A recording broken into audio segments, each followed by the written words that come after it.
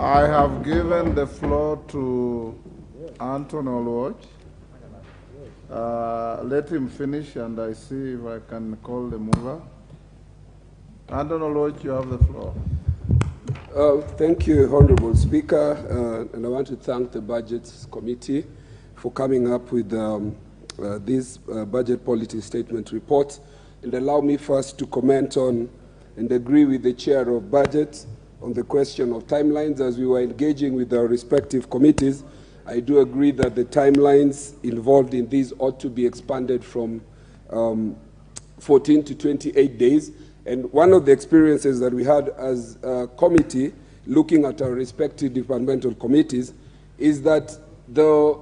respective sagas focus too much on the budget ceiling at the expense of policy. And for these reasons, other than the recommendation that we expand the time, I think this committee ought to have gone a step forward and say that we need to unbundle budget policy statements from the budget ceiling so that these issues are considered separately and that they are able to be processed in a manner that allows policy to be determined as policy as the anchor for budget, and that budget ceiling and the crunching of numbers be able to be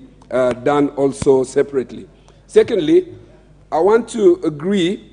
that the medium-term strategy that was adopted yesterday, I think this House resolved that it ought to be attached with the budget-making process. And I think this is an important thing, and I do recognize that the Budget Committee has given recognition to the fact that the medium-term management strategy ought to be attached to the budget policy statement. Mr. Speaker, I, however, do wish to ask that this committee should have gone a step further and noted that in attaching debt in terms of how debt, public debt is defined, and this is a point that I wished to have raised yesterday, but it is still very germane today. We ought to have gone further and recommended in terms of policy that public debt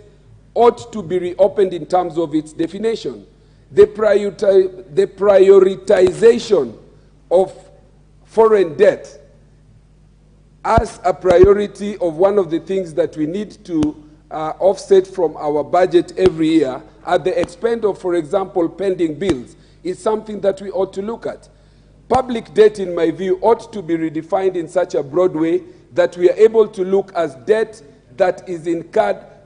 in the course of government engagement. This includes public pending bills, which, if unlocked, would be able to go into the economy. The manner in which we have defined public debt right now allows us to send foreign exchange and our revenues to the foreigners at the expense of what we do in our country today. I also want to support the resolution that the budget ought to engage in terms of the National Government Constituency Development Fund, in terms of when administration blocks are being built, when police stations are being built. And if you look at what happened in the social interventions and the stimulus package during the last administration, billions of shillings were spent by government in making very substandard schools, making very substandard desks, which ought to have been attached to CDF. CDF is so circumscribed in the manner in which you do procurement, in the manner in which you isolate projects that you do, that it actually goes way beyond what government and county governments do in terms of the manner in which they undertake and implement their projects. And so I do recommend, and the last point that I wish to make is the question of equity. When we engage in public debt and talk about foreign debt, there ought to be an understanding and appreciation that when we incur foreign debt, the payment of this foreign debt is done by every Kenyan, so that foreign debt that is incurred ought to go into development of all Kenya's corners of this country, not just Nairobi and its environs, so that Turkana, Garissa, Wajir ought to be having 50% of the money that we borrow in terms of foreign debt, and then the other countries that have been developed before, starting from Nairobi, Kiambu, Mombasa, Kisumu,